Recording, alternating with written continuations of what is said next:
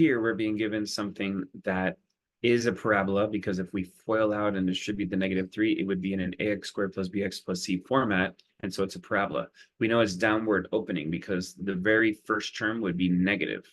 So this thing, if we were to graph it, it would look like that. It wouldn't necessarily have that height, but it would be downward opening. It wouldn't have that position necessarily, but it would be downward opening because the a term is negative.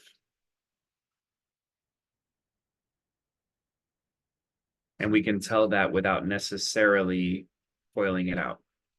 But the minimum value of an upward parabola or the maximum value of a downward parabola is the vertex, which is negative b over 2a if it's in an ABC format.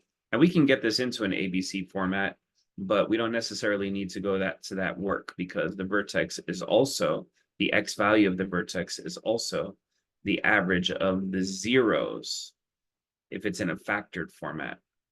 And this is in a factored format with those parentheses there. What are the zeros? The zeros are the x-intercepts, and the x-intercept you get when y is 0. So if we just imagine setting y equal to 0, the next thing we would do would be to set each of those parentheses equal to 0. That's called the zero product rule. It says if you have parentheses that multiply out to 0, then one of the parentheses must have equaled 0. So you solve each one out by taking away 14 and by taking away 5, not 15, 5.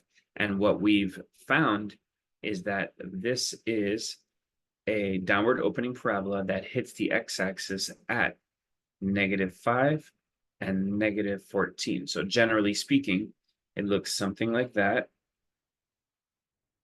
And we're looking for the x value where it reaches its maximum.